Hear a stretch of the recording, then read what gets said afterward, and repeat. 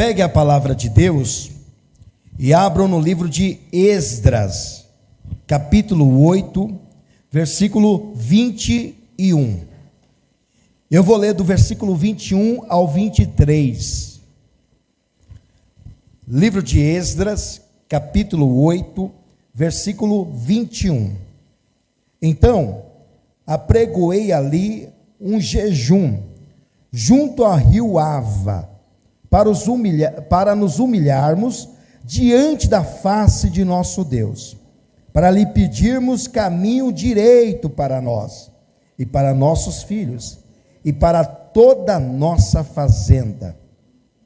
Porque me envergonhei de pedir ao rei exército e cavaleiros, para nos defenderem do inimigo no caminho, porquanto tínhamos falado ao rei, dizendo: a mão do nosso Deus é sobre todos os que o buscam para o bem, mas a sua força e a sua ira é sobre todos os que deixam.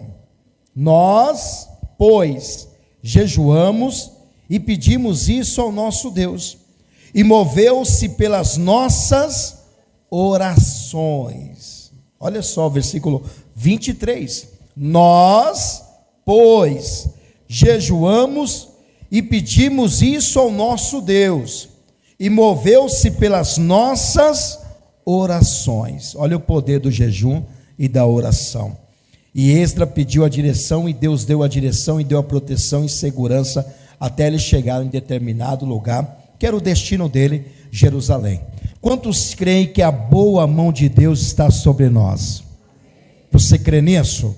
Então vou reler mais uma vez o versículo 23, e eu quero que você repita comigo bem alto e bem forte. Vamos lá? Nós, pois, jejuamos e pedimos isso ao nosso Deus, e moveu-se pelas nossas orações.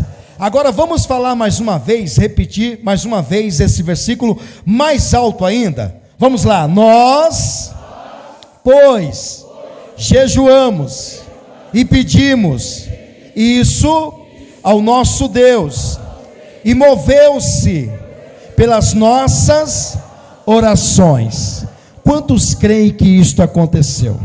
Quantos creem que Esdras teve uma jornada feliz? E que você também terá uma jornada feliz neste ano de 2025. Quantos creem assim?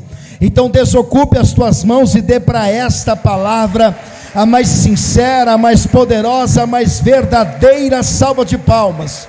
E enquanto você aplaude, glorifica, engrandece, enaltece e bendizer o nome santo do Senhor Jesus, diga: eu recebo, eu creio nesta palavra, eu tomo posse desta palavra. Senhor meu Deus e meu Pai, a sua igreja te glorifica, a sua igreja te aplaude. Venha com seu Espírito Santo nesta manhã, derrama a sua glória, o seu poder e o seu Espírito Santo, e tome a boca do mensageiro, e tome os lábios do pregador, e envie, Senhor, a sua palavra com poder e autoridade, com poder e revelação, e que a sua palavra vá e percorra toda a terra e produza o resultado para o qual está sendo mandada, em nome de Jesus, amém e graças a Deus. Podeis assentar, e que você preste muita atenção nesta mensagem. Essa mensagem é inédita, eu nunca ministrei essa mensagem, e também é a mensagem da campanha de oração Jornada Feliz. Esdras, quem foi este homem? Esdras ou Esdras, né? Alguns chamam de Esdras, outros chamam de Esdras, mas a verdade é que é Esdras, porque não tem acento no E, não ficaria Esdras, mas não tem acento, então nós o chamamos de Esdras, mas muitas pessoas também falam de Esdras. O significado do nome dele no hebraico é auxílio, ajuda. E este nome Esdras tem pelo menos 6 características, que significa atenção, estudo, porque era um homem muito conhecedor da lei. Ele era um escriba.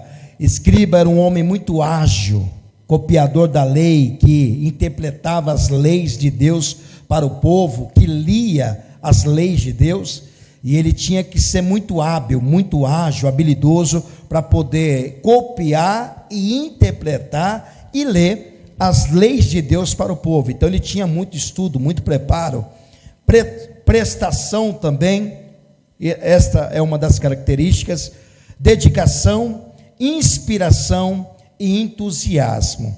Quem foi Esdras, na verdade? Era um sacerdote escriba que liderou o retorno dos israelitas da Babilônia em 457 a.C. para Jerusalém. Então, se você não conhece a história, o povo de Deus foi levado a Jerusalém por causa da rebeldia, da desobediência. Deus destruiu a cidade de Jerusalém, e não somente a cidade, mas o templo que Salomão havia construído, e o rei Nabucodonosor levou muitas pessoas para Babilônia e ficaram cativos 70 anos. Somente Jeremias e alguns remanescentes que ficaram em Jerusalém com a cidade destruída.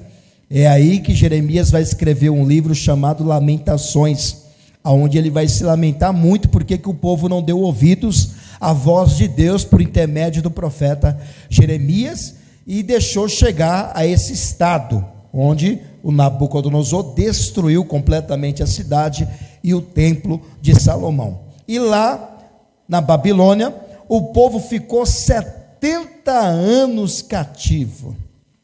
E muitos historiadores acreditam que o Esdras nasceu justamente na Babilônia. Ele nasceu ali e tornou-se um homem muito temente a Deus, respeitado pelo povo, porque ele ditava as leis, ele lia as leis, né? Ele interpretava as leis de Deus, e ele tinha muito conhecimento acerca disso. E ele foi responsável por restaurar o templo e renovar a fé do povo de Deus. Então Esdras foi um homem contemporâneo, junto com Neemias. Neemias fala muito de Esdras em seu livro, e não somente Neemias, mas também o profeta Ageu, que fala da casa de Deus, onde estava o Zorobabel, o governador.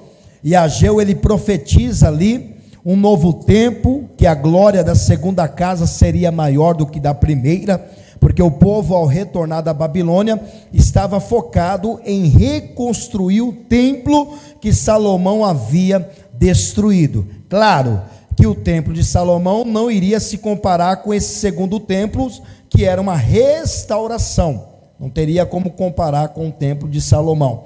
Então o Esdras era contemporâneo de Neemias, do profeta Ageu e também do profeta Zacarias. Olha, todos eram do mesmo tempo, da mesma época.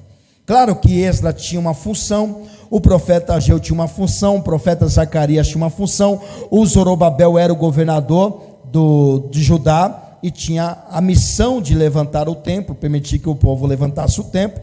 Então o Esdras, quando ele estava na Babilônia, e ele estava em um rio chamado Ava, e esse rio tem por significado águas, ou alguma definição como pena, tristeza. É como se fosse o rio onde o povo de Deus se lamentava, e é muito provável que esse rio Ava seja exatamente aquele rio que conta em Salmos, onde o povo pendurou as suas harpas nos salgueiros, nas árvores, e começaram a se lamentar. Aí passa os soldados babilônicos e pedem para o povo judeu cantar um hino daqueles hinos de Sião, que entoavam lá em Jerusalém. Aí o povo de Deus vai dizer: como entoaremos um cântico ao Senhor, estando numa terra estranha?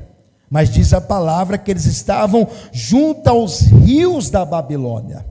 Então esse rio é muito provável que seja o rio Ava. Por isso que esse rio é chamado, num termo, tristeza e pena, porque era justamente o local onde o povo de Deus na Babilônia se lamentava, onde ia chorar, onde iam falar com Deus, onde iam orar, onde passava o tempo jejuando. E esse rio Ava é um braço, um canal do rio Eufrates, que era o rio que banhava o jardim do rei Nabucodonosor.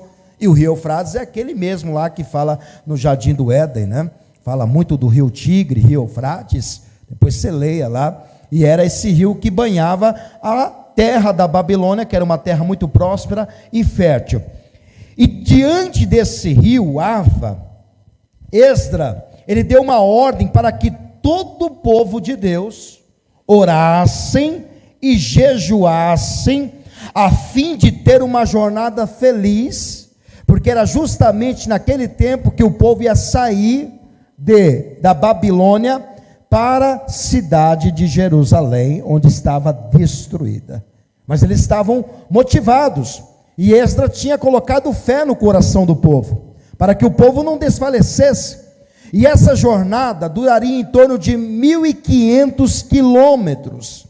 Então era uma jornada muito perigosa também, porque no deserto tinha muitos beduínos. Os beduínos eram árabes da Síria, que moravam no deserto, e muitos deles eram salteadores, ladrões, assassinos.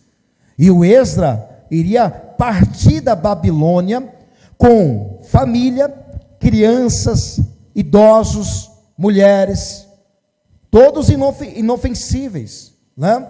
Além de partir com crianças, mulheres, família, também ia levar toda a riqueza que era do templo de Salomão, ao qual o rei Sírio havia dado. Mais à frente o rei Artaxerxes confirmou isto, deu mais ainda ouro e prata, e deu um cheque branco para Esdras pegar o que quisesse no reino, ou pedir o que quisesse. O rei Artaxerxes, que era o rei depois de Assuero, né? Veio o Ciro, Dário, Assuero e Artaxerxes, os reis da Pérsia. Ele deu liberdade, livre acesso para Esdras pegar o que ele quisesse, levasse ouro, prata, tigelas de ouro, levasse o que ele quisesse da Babilônia para a terra de Jerusalém. Então, muito se diz ali que foi um cheque branco sem ter valor. Então ele tinha a liberdade do rei para pegar o que quisesse. E nessa caminhada da Babilônia a Jerusalém, duraria cerca de 4 meses, 4 meses andando pelo deserto. E o que não poderia acontecer? Deserto tem muito escorpião, deserto tem serpente, deserto você não vê água, deserto você não vê comida. No tempo de calor, o deserto é muito quente. No tempo de frio, o deserto é muito frio. De dia aquece, de noite cai a temperatura. Então, olha o que o Esdras iria enfrentar. E ele sai justamente da Babilônia no primeiro dia do mês do ano, no calendário judaico. Esse mês lá no Egito chamávamos de Abib, ou seja, era um mês conhecido como abril, aqui março e abril, é o mês de Abib, lá no tempo do Egito. Quando chegou na Babilônia, mudaram o calendário hebraico e colocou o mês chamado Nissan. E Abib quer dizer primícias, né? Primeiro mês do ano, primícias, plantações. E no mês de Nissan, que mudou o nome Abib para Nissan, que é o primeiro mês do ano, quer dizer Nissan milagres. E esse mês foi justamente nesse tempo que Esdras sai da Babilônia. E é um mês que eu fui pesquisar no calendário hebraico de grandes eventos. Esse mês de Nissan, que é o primeiro mês do ano, que para nós é janeiro, né? Primeiro mês do ano aqui é janeiro, mas para os judeus é março e abril. Esse mês de Nissan aconteceu grandes eventos. Foi justamente nesse mês que o povo deixou o Egito, onde celebraram a primeira festa de Páscoa, que para os judeus quer dizer Pessá, ou Pessa, passagem, sair do Egito para Canaã. E foi justamente no mês de Nissan. Olha só, parece até coincidência, né? Mês de Nissan, o povo deixou o Egito. Mês de Nissan, o povo deixou a Babilônia. E justamente no mês de Nissan, que Jesus trouxe a salvação. Porque foi na Páscoa que ele foi crucificado, mês de Nissan. E foi justamente no mês de Nissan que Moisés levantou o tabernáculo de Deus, no primeiro dia do primeiro mês do ano, mês de Nissan. E é nesse mês que, diante do rio Ava, Esdra, ele ora e jejua, e pede para o povo também proclamar um jejum, porque seria naquele exato momento que Esdra ia deixar a Babilônia para ir à terra de Jerusalém, para voltar à sua terra. Então esse mês de Nissan é um mês muito importante para o calendário hebraico, porque faz lembrar de tudo isto que aconteceu justamente no mês de Nissan, um mês sagrado para os judeus.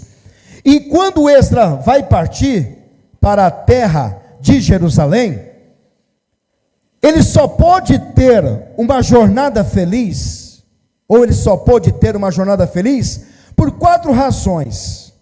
4 razões porque que Esdra conseguiu chegar em Jerusalém, vivo, com toda a sua família, com todo o povo, e com todos os bens que ele estava levando. Por 4 razões. Primeiro, anote aí a primeira razão de uma jornada feliz. Você quer ter uma jornada feliz? Quem quer ter uma jornada feliz? Então você tem que fazer o que Esdra fez. Se você não fizer o que Esdra fez, você não terá uma jornada feliz. O que é jornada? É viagem, é um caminho de vida. Nós estamos numa jornada feliz. Nós estamos vivendo um tempo de uma jornada feliz. E para isso acontecer, você precisa fazer o que Esdra fez. Esdra só teve uma jornada feliz por 4 razões. Primeira razão, ele consagrou ao Senhor a sua viagem. Diante do rio Ava, ele vai pedir a Deus uma direção. Ele não fez nada sem antes consultar a Deus.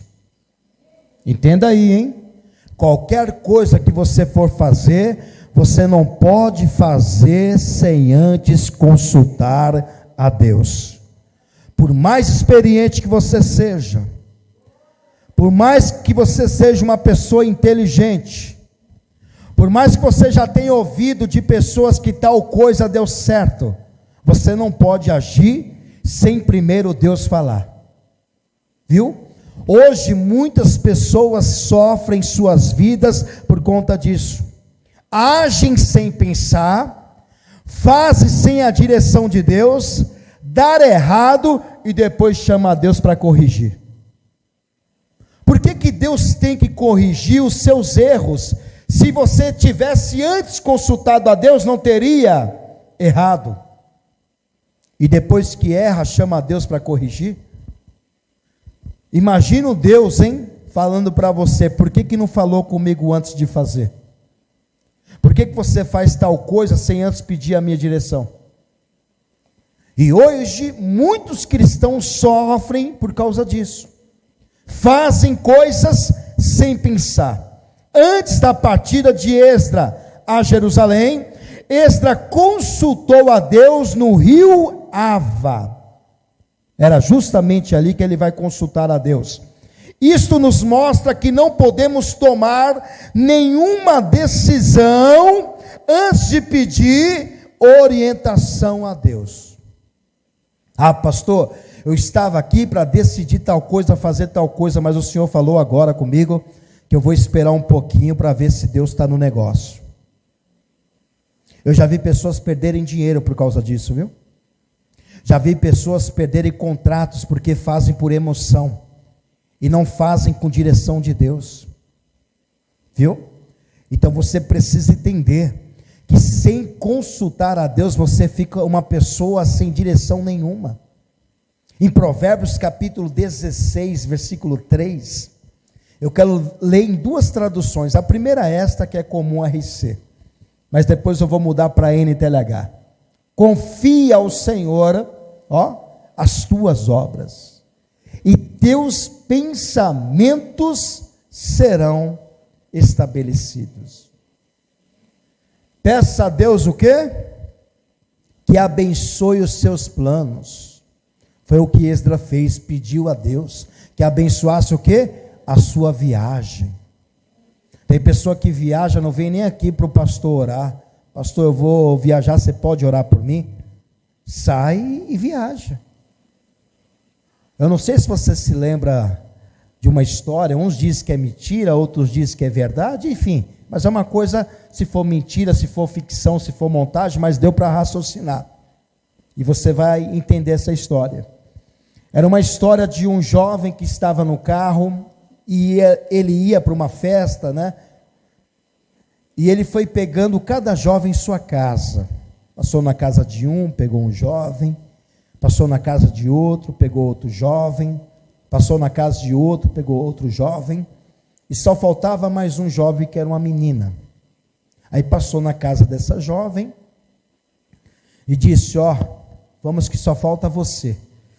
Aí a menina foi, despedindo da mãe, aí a mãe disse, vai com Deus, minha filha, Deus te proteja, Deus te guarde. Aí a menina disse, aqui atrás não cabe, mãe, só se for no porta-mala. Deus não cabe mais aqui. Deus só cabe no porta-mala. Pois bem, e foram, viajaram, foram para a festa, só que no meio do caminho o carro capotou, saiu rodando o carro, todos os jovens morreram, o carro ficou completamente destruído, só o porta-mala ficou intacto. O porta-mala ficou perfeitinho, o restante do carro todo amassado. Os bombeiros chegam, né? Vai tentar socorrer os jovens, mas os jovens já morreram. Os bombeiros vão tentar fazer alguma manobra para tentar livrar algum jovem de ataque cardíaco, de alguma fatalidade, e todos morreram. Aí o bombeiro abre o porta-mala, e ele olha, tem uma dúzia de ovos inteira. Nenhum ovo se quebrou. Por quê? Porque Deus estava no porta-mala. Onde que Deus deveria estar? No controle. Deus não deveria estar no porta-mala, Deus deveria estar guiando o carro, dirigindo o carro. Deus deveria estar no lugar daquele jovem que era o motorista daquele carro, mas a menina disse que não cabia mais ninguém. Se Deus quisesse ir, ele tinha que ir lá no porta-mala, e foi justamente lá que ele foi. Na frente Deus não foi, por isso que todos morreram, mas no porta-mala ele foi e nenhum ovo se quebrou. Você está entendendo? Direção tem que estar na mão de Deus, não é na sua mão. Em tudo que você fizer, tem que colocar nas mãos de Deus. Tudo. Antes de qualquer atitude, qualquer decisão, você tem que pegar esse exemplo com Esdras. Esdras, o coração dele estava em Jerusalém. A felicidade do povo de voltar para Jerusalém. Mas será que Deus é nessa viagem? E aí?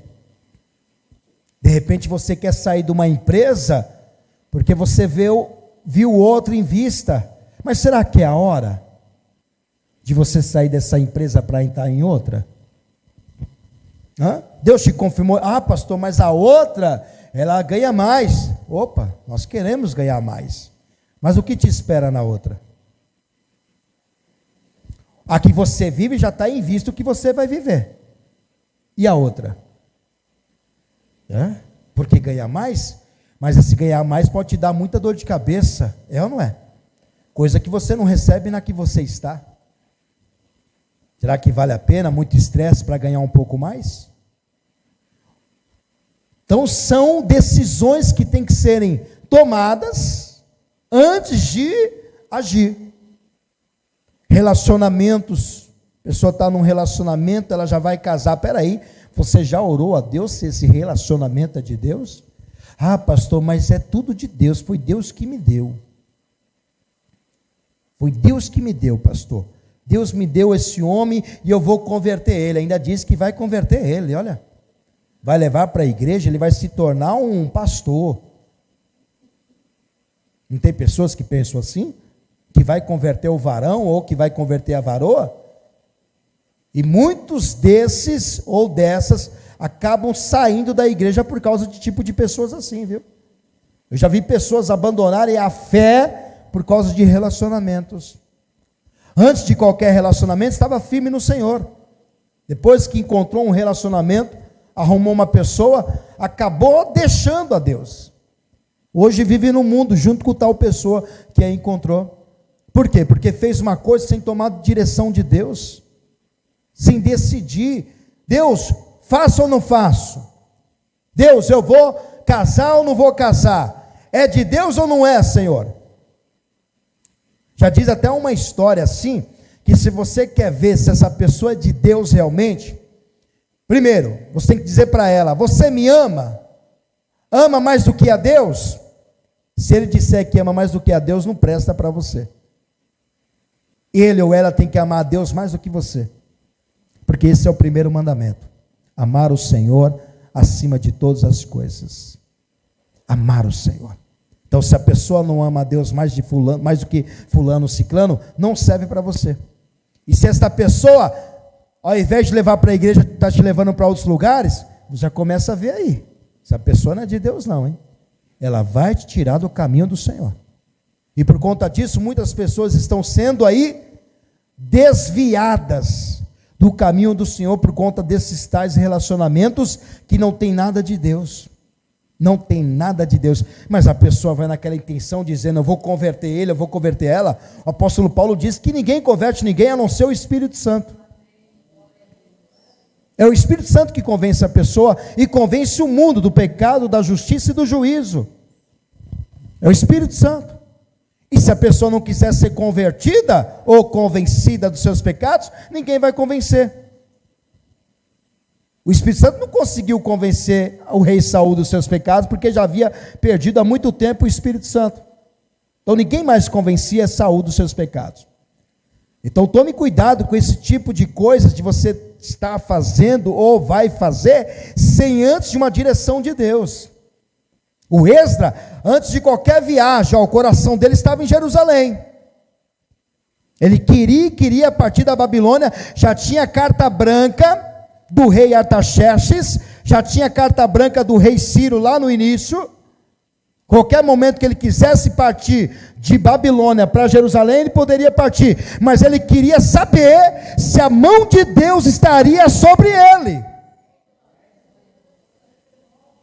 Era isso que Esdra queria saber. Esdra pensou: eu tenho a liberdade do rei, eu posso sair daqui a qualquer hora, a qualquer momento, e ir para o lugar que eu desejo, que é Jerusalém. Eu posso pegar tudo que eu tenho, porque o rei me deu um cheque branco, sem nenhum valor. Isso quer dizer, eu posso pegar o quanto eu quiser. Mas será que Deus está comigo? Essa viagem que eu quero ir para Jerusalém, a mão de Deus está comigo? Ou seja, Esdra teve que consultar a Deus, antes de qualquer decisão. Sabe o que me faz lembrar aqui? Vou te contar uma história aqui, bíblica. Me fez lembrar de Davi. Lembra de Davi? Davi, o povo morava na cidade de Ziclag. Ziclag era uma terra filisteia. O rei Aquis deu essa cidade para o rei Davi morar com a sua família e com a sua tropa. E morava cerca lá de uns 400, 600 homens. E Davi estava ali naquela cidade. Só que Davi, ele sai para a guerra e não fica nenhum homem na cidade. Só fica mulheres e crianças, ou seja, pessoas vulneráveis. E de repente, Davi fica 3 dias fora até voltar. Passa uma carruagem ou uma comitiva de inimigos, chamada Amalequitas. E esses homens, eles entram na cidade de Ziclag, e ele vê que não tem soldados, não tem homens. Então é fácil de tomar o que tem nessa cidade, porque é só mulher e criança. Quem que vai combater esses homens, ou esses soldados amalequitas? E eles entram na cidade, pegam tudo que tem de bom da cidade, ouro, prata, ovelha, gado, tudo. Pega mulheres, pega as crianças, que eram as mulheres dos soldados, inclusive as mulheres de Davi. Pega os filhos dos soldados de Davi, que estavam na guerra. Pega tudo, mas não mata ninguém. E leva tudo o que tem de bom e de melhor do povo de Davi. E sabe o que eles fazem ainda? Colocam fogo na cidade. Destrói as casas dos soldados. Destrói as casas de todas as mulheres. Destrói a casa de Davi. Coloca fogo. Aí Davi, depois de 3 dias, ele vem chegando até Ziclag. Só que próxima da cidade ele vê aquela fogueira. O que está acontecendo em Ziclag? Olha o tamanho daquele fogo. Fogo escuro, preto, isso não é um fogo qualquer. Isso é borracha que queimaram. Isso é portas, alguma coisa está queimando ali. Aí Davi, quando entra na cidade de Ziclag, ele vê toda destruída. Imagine o desespero de Davi e o desespero dos soldados, que vão ver a sua casa toda destruída. Vão procurar suas mulheres, não tem ninguém. Vão ver se acham seus filhos, não tem ninguém. Vão na fazenda onde tinha um gado, uma ovelha, não acha. Vão ver o ouro, a prata que tinham guardado em casa, não acham. Tudo foi saqueado, tudo foi destruído. Diz a palavra que os soldados de Davi estavam tão amargurados de alma, de espírito, que eles pensaram matar Davi.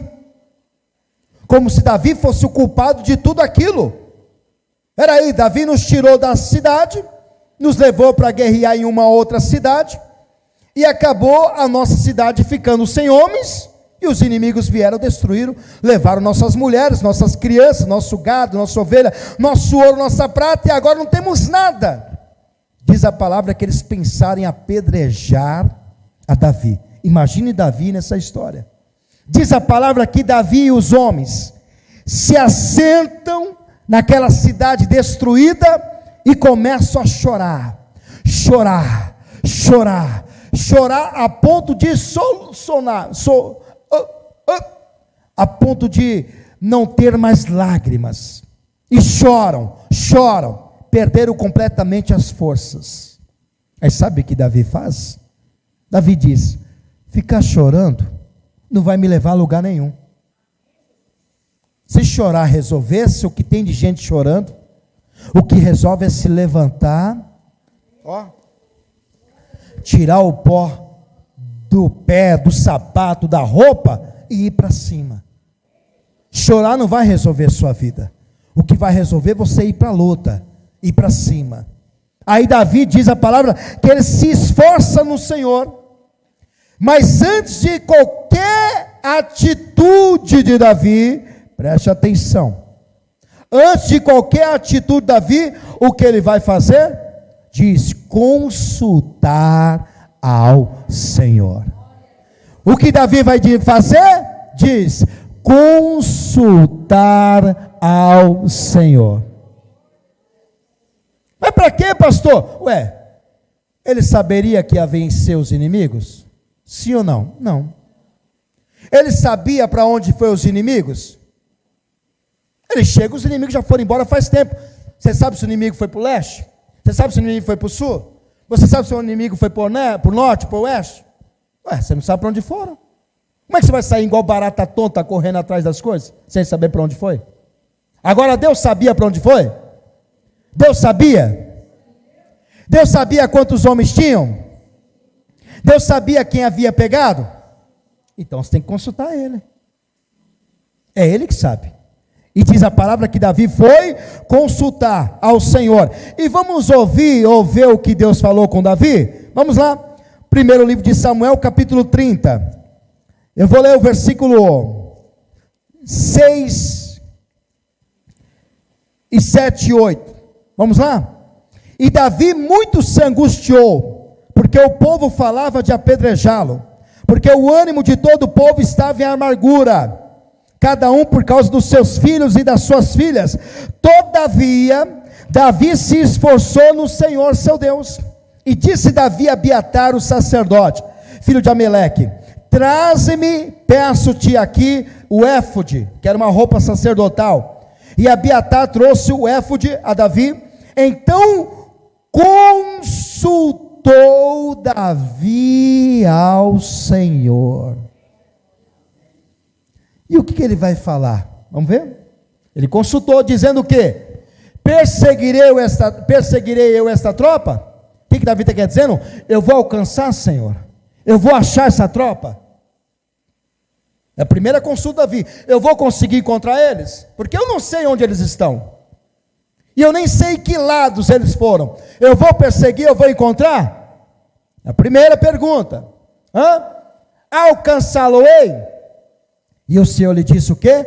Persegue-a, porque de certo alcançarás e tudo libertarás. Consulte a Deus, que é Ele que te dá vitória e direção. Davi não podia sair desesperado igual um louco, mas ia resolver? Não ia resolver nada. E ele não ia encontrar ninguém. Mas ele, antes de qualquer atitude, ele foi consultar ao Senhor. Está pegando aí a primeira razão porque que Esdras teve uma viagem feliz? Porque antes de partir, o que ele fez? Consultou ao Senhor. Segunda razão porque que Esdras chegou lá em Jerusalém, e bem, com toda a sua família, com todo o povo e com toda a riqueza. Segunda razão, Esdras confiou no Senhor. Mas por quê, pastor? Esdras tinha livre acesso ao rei da Pérsia, Artaxerxes. Esse nome no hebraico quer dizer rei poderoso, grande guerreiro, e ele era um rei muito forte, e era o rei da Pérsia. O Esdras tinha carta branca. Se ele quisesse, ele teria à sua disposição os soldados do rei Artaxerxes. Se Esdras dissesse: ó rei, o senhor poderia me dar aí 1000 homens armados, cavalos, para fazer a minha segurança e de todo o povo até Jerusalém? O rei: Esdras, pega 2000, pega 10.000, pode 10.000 com vocês. Só que Esdras estaria confiando em quem? Nos homens. Ele tinha carta branca. Se ele quisesse 10.000 soldados do rei Artaxerxes, o rei ia dar. O Neemias pediu soldados para o rei, e o rei deu para ele. Neemias recebeu os soldados do rei. Depois você lê o livro de Neemias. O rei mandou soldados para guardar a viagem de Neemias, que Neemias também saiu da Pérsia para Jerusalém. O rei de Neemias, se eu não me engano, era Assuero, se eu não estiver enganado, ou era Xerxes. Mas o Neemias, ele conseguiu soldados, e o rei daquele tempo de Neemias, e também saiu no mês de Nissan. Olha lá, você lê depois o livro de Neemias, você vai compreender isso. Mas era o rei Artaxerxes, não era Xerxes não, Artaxerxes. E Neemias saiu, e o rei mandou comitiva de soldados para ele. Só que Esdras não. Esdras diz a palavra que ele se envergonhou em pedir homens, soldados, para o rei. Por quê? Porque ele já havia decretado que a mão de Deus estaria sobre ele. Agora imagine o Esdras voltar atrás. Mas não é somente isto. Esdras confiou em Deus, que poderia guardar com os teus anjos. E é exatamente isso que a palavra de Deus declara em Salmos 34, versículo 7. O que diz lá? E o anjo do Senhor acampa-se ao redor dos que os temem e os livra. Então Esdras não tinha soldados do rei Artaxerxes, mas ele tinha anjos armados fazendo a sua segurança. E o Salmo 91, versículo 10 e 12, coloca aí para você ver. Olha o que diz o Salmo 91. Nenhum mal te sucederá, nem praga alguma chegará à tua tenda, porque os seus anjos dará ordem a teu respeito, para te guardarem em todos os teus caminhos, e eles, os anjos de Deus, te sustentarão nas suas mãos, para que não tropeces com teu pé em pedra. Então Esdras não tinha soldados de Artaxerxes, mas tinha muitos e milhares de anjos armados com carros de fogo, guardando a sua viagem. São os anjos de Deus que guardam os seus passos. Agora vem cá, existe segurança melhor do que os anjos de Deus? Fala sério, hein?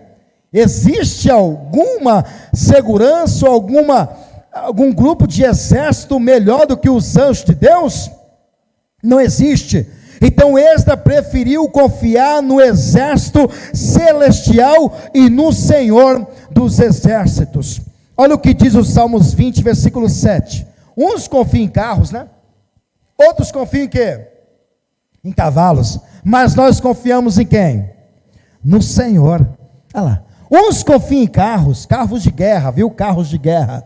E outros em cavalos de guerra. Mas nós faremos menção do nome do Senhor nosso Deus. Agora mude a tradução em NTLH. Olha o que diz esse versículo. Alguns confiam nos seus carros de guerra e outros nos seus cavalos, mas nós confiamos no poder do Senhor nosso Deus. A quem que Esdras confiava? No Senhor nosso Deus. É nele que Esdras confiava. E existe, viu? Muitos e muitos anjos com carruagens de fogo, cavalos de fogo, muitos e muitos. Quando Jesus nasce, diz a palavra que é um anjo, e uma multidão de exército de anjos começam a adorar a Deus, louvar ao Senhor. Lucas capítulo 12, versículo 13. Olha o tanto de anjos que tem no céu para te guardar. Olha lá. E disse-lhe um da multidão, muda, capítulo 2, verso 13. Muda para RC, tá? Ó. E no mesmo instante, apareceu com o anjo uma multidão dos exércitos celestiais. Então quer dizer que tem um grande exército no céu, hein? Louvando a Deus. Está vendo? Ou seja, quando o Pedro tira a espada e corta a orelha de Malco, que na verdade ia cortar a cabeça, é que Malco foi muito rápido. O que Jesus falou para Pedro? Você se lembra? Guarde a espada, Pedro, porque se eu quisesse, Deus teria me enviado agora mais de 12 legiões de anjos. Jesus está dizendo, Pedro, se eu quisesse a sua segurança, eu pediria para você, e não se importasse com a sua segurança, porque se eu quisesse, mais de 12 legiões de anjos estariam à minha volta, me guardando e me livrando de todo o mal. Você sabe o que é 12 legiões de anjos para guardar Jesus? Cada legião são 6.000 soldados. Jesus está dizendo, se eu quisesse, Deus me enviaria agora 72.000 soldados celestiais. Já parou para pensar? Você ter 72.000 soldados te guardando, e não soldados humanos, soldados celestiais, anjos. Quem é que pode com 72.000 anjos em sua volta? Aí Jesus disse, guarda Pedro a espada, guarda, pode guardar, porque se eu quisesse os anjos estariam à minha volta. E se eu quisesse ainda, o próprio Senhor dos exércitos, que é o próprio Deus, Ele teria vindo até mim, se eu quisesse. É por isso que o Salmos 46, versículo 7, diz assim, o Senhor dos exércitos, olha lá, o Senhor dos exércitos está conosco. Era a certeza de Esdras, que Deus estaria com ele. Está conosco, o Deus de Jacó é o nosso refúgio, a nossa segurança, a nossa proteção. Então Esdras disse, eu não vou pedir soldados não, para o rei Artaxerxes, porque vai contradizer no que eu falei, que a mão de Deus está sobre mim. Eu vou confiar no Senhor, e Deus vai ser a minha proteção. É por isso que Deus diz em Jeremias capítulo 17, versículo 7, bendito o varão que confia no Senhor. Quantos confiam em Deus aqui? Se você confia em Deus, você não precisa de soldados te guardando, você não precisa de segurança te protegendo, porque você tem a boa mão de Deus, e os anjos são a sua segurança. Bendito o varão que confia no Senhor, e cuja esperança é o Senhor. Então, segunda razão, por que Esdras teve uma jornada feliz? Porque confiou no Senhor e não nos homens. Em quem você está confiando aí? Quem confia no Senhor aqui? Então, se você confia no Deus de Jacó, você não será abalado. E ainda que a terra se mude, e ainda que os montes mudam, ainda que a terra se abale e os montes mudam de lugar, você não vai se abalar, porque você está firmado no Senhor. Você é como os montes de Sião, o monte de Sião, que não se abala, mas permanece para sempre, porque você confia no Senhor. E os que confiam no monte de Sião, permanece firme. Terceira razão, porque Esdras teve uma jornada feliz. Antes de sair, o que ele fez? Diga, jejuou. E aí, quer vitória? Tem que jejuar. Quer que Deus resolva o seu problema? Tem que jejuar. Quer que Deus te mostre o propósito na sua vida? Tem que jejuar. O jejum no Senhor. O jejum é uma forma de se humilhar perante Deus, a fim de fortalecer a fé, se aproximar dele e se preparar para alcançar uma bênção ou realizar um propósito. Esdras tinha um propósito, chegar do outro lado, chegar na terra de Jerusalém, mas ele teve que jejuar. Esdras jejuou com o propósito de receber de Deus a proteção, a segurança, e foi exatamente isso que aconteceu. Deus protegeu a vida de Esdras, Deus protegeu a sua família, e Deus protegeu os seus bens que tinham. E assim como Esdras, ele jejuou para alcançar um propósito, assim também Daniel jejuou para alcançar um propósito. Diz a palavra que Daniel, quando ele recebe a visão de uma guerra prolongada na Babilônia, onde ele era ministro do rei Nabucodonosor, ele diz que ele teve a visão, e aquilo deixou ele muito triste, abatido. Então sabe o que Daniel foi fazer? Foi jejuar. Foi orar e jejuar por 21 dias, para que Deus mostrasse para ele aquela revelação. Ou seja, o jejum de Daniel tinha um propósito. E qual era o propósito? Alcançar a revelação daquela guerra. Lá em Daniel capítulo 10, versículo 1, conta exatamente essa história. Então ele jejuou lá, no terceiro dia de Ciro, agora está no reinado de Ciro, rei da Pérsia. Foi revelada uma palavra a Daniel, cujo nome se chama Beltesazar, olha o nome, Beltesazar. E a palavra é verdadeira e trata de uma guerra prolongada. Ele teve a visão, mas não teve a revelação. E ele entendeu essa palavra, e teve entendimento da visão, mas ele queria saber o que iria acontecer. Naqueles dias, eu, Daniel, estive triste por 3 semanas completas. Manjar desejável, ou seja, não comeu nada lá. Manjar, coisa que era gostosa lá no palácio do rei, ele não comeu. Por quê? Porque ele estava em jejum. Não comi, nem carne, nem vinho entraram na minha boca, nem me ungi com unguento, até que se cumpriram as 3 semanas. Então Daniel tinha um propósito. Deus, eu quero a interpretação desse sonho, dessa visão, dessa revelação. Eu quero a interpretação dessa visão que eu tive. O que vai acontecer nesse reinado onde eu faço parte? O que pode acontecer? Então ele teve essa visão. Aí ele vai orar e jejuar durante 21 dias, até que a resposta veio. No versículo 11 de Daniel, capítulo 10, e me disse: Daniel, homem muito desejado, está atento às palavras que eu vou te dizer?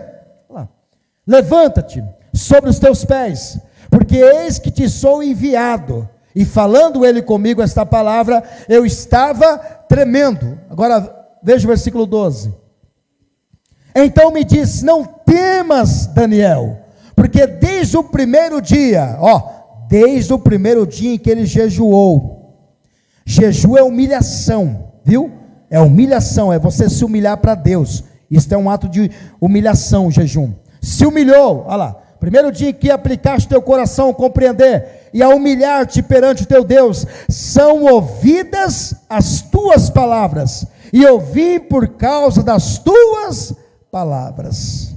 Você entendeu aí o propósito do jejum? A pessoa diz, pastor, eu quero alcançar tal coisa, eu posso jejuar? Pode. Você tem um propósito, tem que jejuar. Pastor, eu quero que tal coisa dê certo. Então o que o jejum vai fazer? Vai fazer que toda obra maligna seja desfeita. Tudo aquilo que o diabo está tramando no mundo espiritual que você não vê, através do jejum começa a quebrar. Daniel, por exemplo, o anjo Gabriel, que é um anjo mensageiro, ele já estava nesses lugares aqui celestiais que nós o chamamos, né? Aqui o lugar celestial, esse lugar acima da nossa cabeça. O anjo já tinha descido do céu, só que não conseguiu passar por esse primeiro céu, que é o nosso céu aqui, ó, para entregar a resposta para Daniel, porque foi justamente nesses lugares que chamamos regiões celestiais, que é uma guerra espiritual. Anjos e demônios estão aqui a todo tempo guerreando. Então o anjo de Deus quer entregar a resposta, mas os anjos do diabo, os anjos caídos, os espíritos, os demônios ficam guerreando contra os anjos. Então fica uma guerra, e a pessoa aqui na terra não consegue receber a revelação, não consegue ter resposta de oração. Então o que essa pessoa tem que fazer? Jejuar para quebrar esse mal. Então o jejum é um propósito que a pessoa coloca no coração para alcançar tal coisa. Então quando a pessoa faz um propósito de jejum e oração, ela está querendo alcançar, vamos lá, um objetivo, uma meta, uma coisa assim, e ela vai quebrar todas as ciladas do diabo, as ciladas do inimigo. Todas as ciladas serão quebradas, como Esdras. Quando Esdras orou e jejuou, a mão de Deus estava sobre ele, e nenhum mal caiu sobre ele. Não aconteceu nada de mal no caminho da jornada, da viagem de Esdras. Por isso que ele teve uma jornada feliz, porque ele chegou feliz em Jerusalém. Agora Daniel, mesma coisa, ele jejuou, orou para quebrar o mal, que se você ler a história, vai dizer que o anjo não desceu por causa disso. Versículo 13, olha aqui.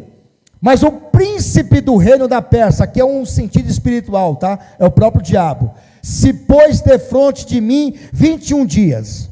Olha como é que é as coisas. Se Daniel tivesse parado de orar, não teria resposta.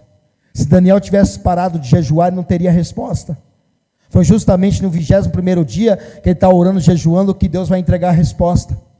Então, você não pode parar enquanto você não receber aquilo que você quer. Você colocou, eu quero alcançar tal coisa, então jejue e ore. Você não alcançou, você vai parar?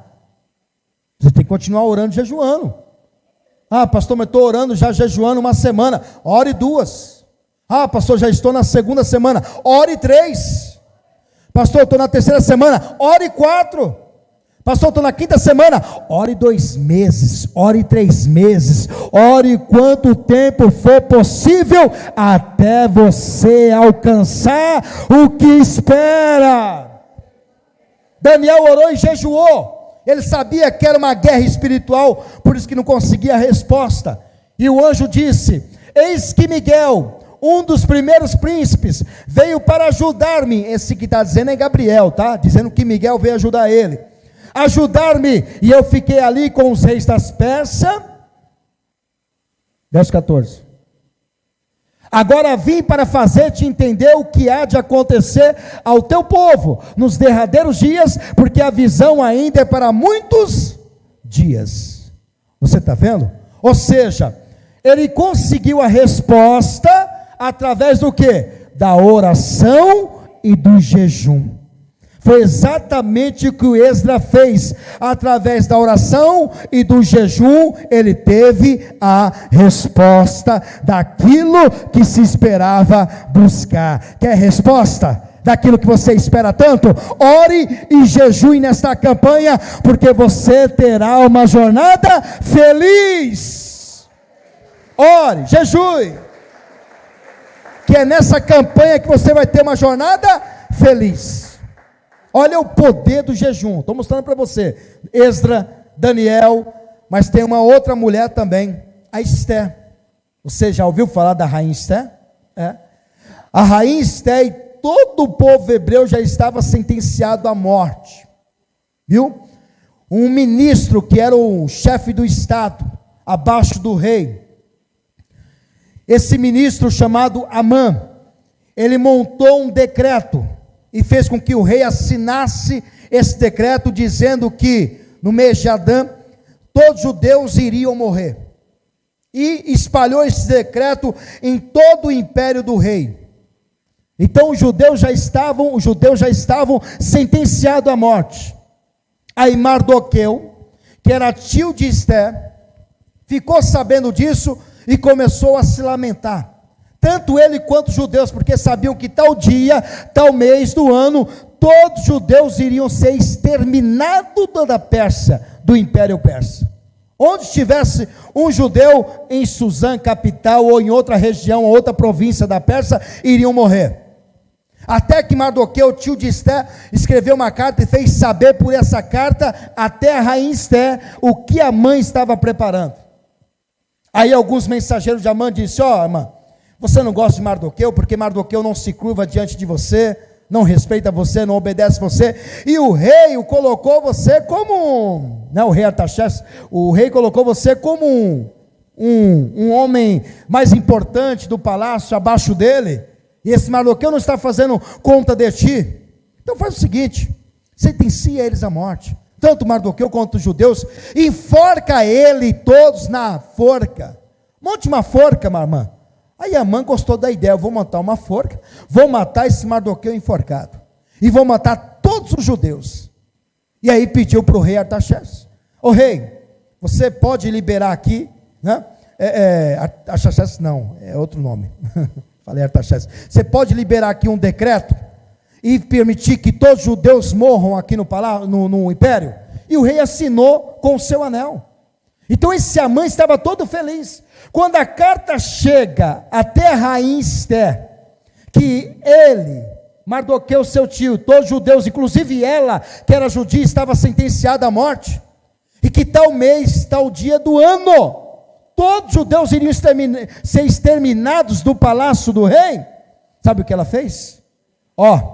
Ninguém pode entrar no quarto do rei, ninguém pode entrar no pátio onde o rei está, a não ser que o rei levante o cetro e aponta para a pessoa, permitindo que ela entre.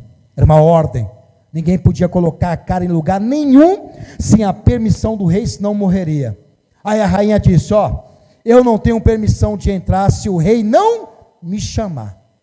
Então faz o seguinte, pede para todos os judeus orarem e jejuarem 3 dias, para este propósito, que eu consiga falar com o rei, e consiga mudar o decreto desse Amã. Aí Mardoqueu disse para todos os judeus: ore e jejue. Aí a Esté disse para todas as empregadas no palácio, que ela era a rainha, pediu para jejuarem, todas elas jejuaram. E aí a rainha toma o banho, se veste de rainha, e está ali numa arinha do palácio. Aí o rei olha, estende o cetro, permitindo a rainha entrar. A rainha entra, e o rei diz: rainha, pede tudo o que você quiser que eu te faça. Olha, Deus já está começando a mover, hein?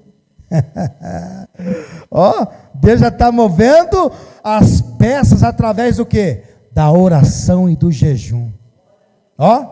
Pede tudo o que você quiser, viu, rainha? Rainha, é mesmo?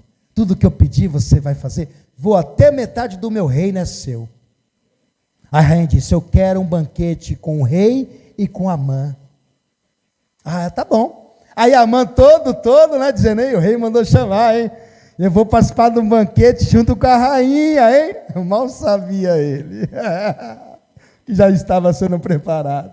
E o Amã vai lá, entra, aí a rainha participa do banquete com o rei, né? Amã e a rainha lá, e os seus súditos, empregados, e começa ali o banquete. Aí a rainha disse: rei, eu quero depois um outro banquete.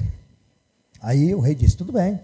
Aí o Amã saiu todo feliz, porque achou que tinha crédito, mandou fazer uma forca para matar Mardoqueu, todo o povo judeu, e ele vai embora, e Mardoqueu está ali sentado, em frente ao palácio do rei, triste, abatido, mas está ali em oração e jejum, oração em jejum, oração em jejum. Aí vai para o segundo banquete.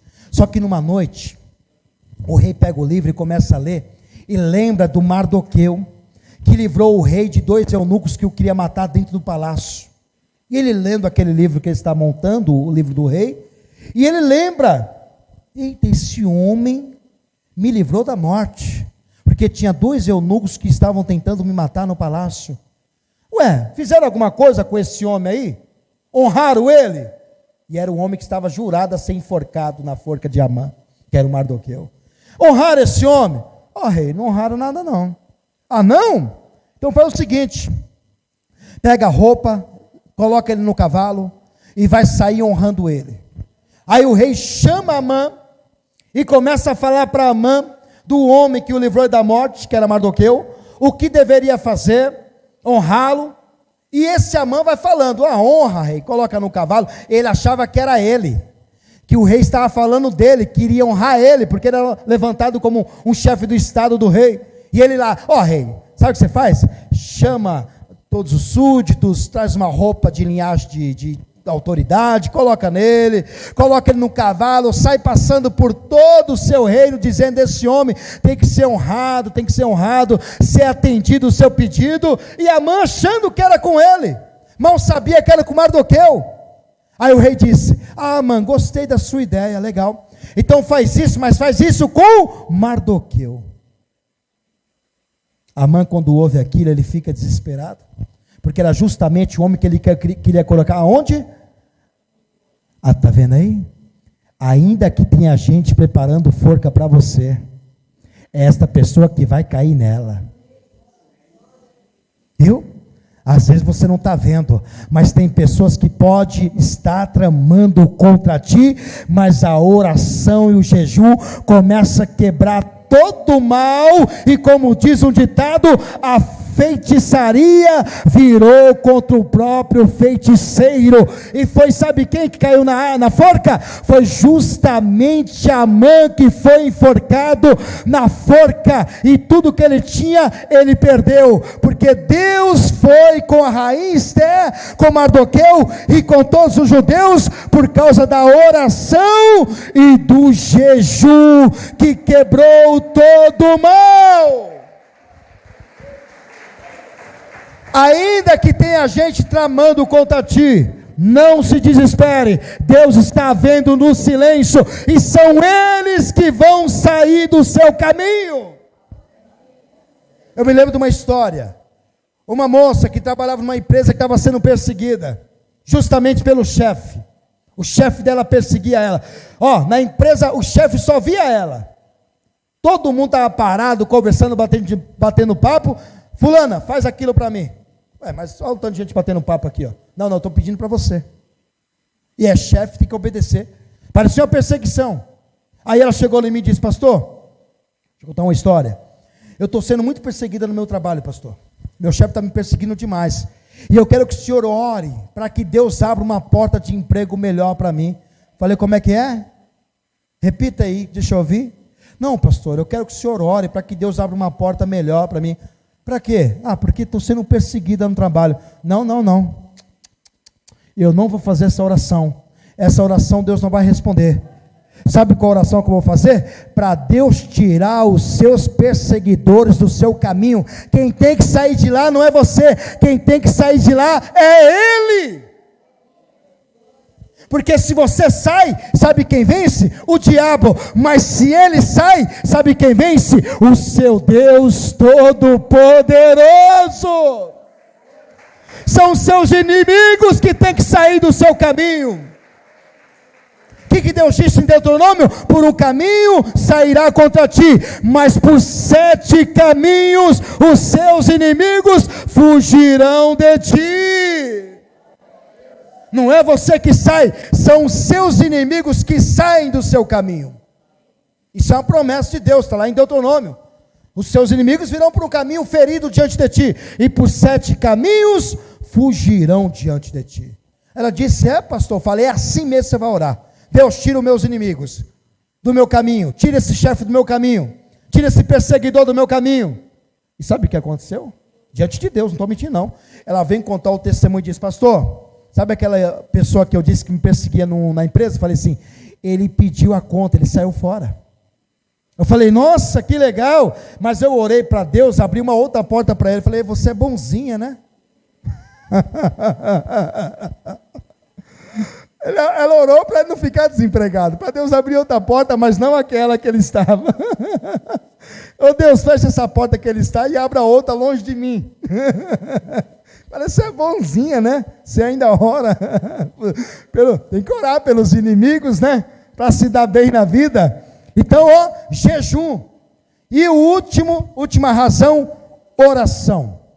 Esdras jejuou e orou ao Senhor. Foi por meio da oração que Esdras pediu a Deus a proteção para uma jornada feliz. Isto mostra que sem oração não há direção para as nossas vidas. Exemplo de Atos que foram ungir ministros, lá em Atos capítulo 3, versículo 1 ao 3. Veja só. Foram ungir ministro, mas antes não ungiram sem antes de orarem e jejuarem, para Deus mostrar quem era o futuro presbíteros da igreja, os ministros, né? Atos capítulo 13, versículo 1 ao 3. Na igreja que estava em Antioquia, havia alguns profetas e doutores, a saber, Barnabé, Simeão, chamado Níger, Lúcio, Cireneu, Manaém, que fora criado com Herodes o tetrarca, e Saulo, que é Paulo, né? Verso 2, e servindo eles ao Senhor, jejuando, disse o Espírito Santo, apartai-me a Barnabé e a Saulo para a obra que os tenho chamado. Jejuando, Deus mostrou quem vai ser separado para a obra. Jejuando, propósito, né? Lá no capítulo 14 de Atos, versículo 23, também vai dizer uma coisa como esta: e havendo-lhes por comum consentimento, eleito anciãos, que são presbíteros, em cada igreja, orando com jejuns, os encomendaram ao Senhor em que havia crido. Então a igreja queria separar presbítero, mas não fizeram sem antes de orar e jejuar para Deus levantar os presbíteros. Você está vendo? Nenhuma decisão foi tomada sem antes de oração e jejum. Nenhuma. E propósito que eles tinham a alcançar vieram através da oração e do jejum. A oração é uma forma de pedir algo a Deus e conversar com o Pai. Então por isso que Jesus diz, quem pede, recebe.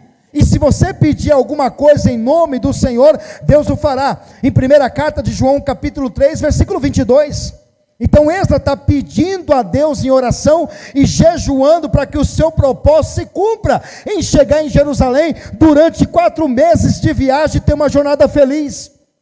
E qualquer coisa que lhe pedimos dele, ao Senhor Jesus, a receberemos, porque guardamos os seus mandamentos e fazemos o que é agradável à sua vista. É por isso que devemos pedir ao Senhor, qualquer coisa que formos fazer, pedir ao Senhor a direção dele. Não podemos agir de forma alguma sem antes pedir ao Senhor em oração, em jejum, a proteção e a direção de Deus, e com certeza a sua jornada será muito feliz. Se coloquem de pé, pode aplaudir ao Senhor. Ore, jejue. Livro de Jeremias, capítulo 29, versículo 11 e 12. Sabe quais os pensamentos de Deus que Ele tem para você? Pensamentos de paz. Olha lá. Porque eu bem sei os pensamentos que penso de vós, diz o Senhor. Pensamentos de paz e não de mal, para vos dar o fim que esperais. O que você espera para a sua vida? O que você acha que Esdras esperava? Coisa boa ou ruim? Paz ou guerra? Paz. E ele conseguiu. Olha lá. Então, me invocareis, ireis e orareis a mim, e eu vos ouvireis. Então você tem que orar ao Senhor. Sem oração não tem direção. Tem que ter oração. Amém? Que você tenha uma jornada feliz como Esdras teve. Mas você tem que fazer o que Esdras fez. O que Esdras fez? Primeiro, diga, consultou ao Senhor. Ele não saiu sem pedir direção de Deus. O que Esdras fez? Segundo, diz, confiou no Senhor. Ele não precisou de soldados do rei, mas ele foi confiando no Senhor. E terceiro, jejuou. E quarto, orou ao Senhor. Quer realizar o propósito da campanha? Jejue e ore, porque Deus vai te abençoar. Amém?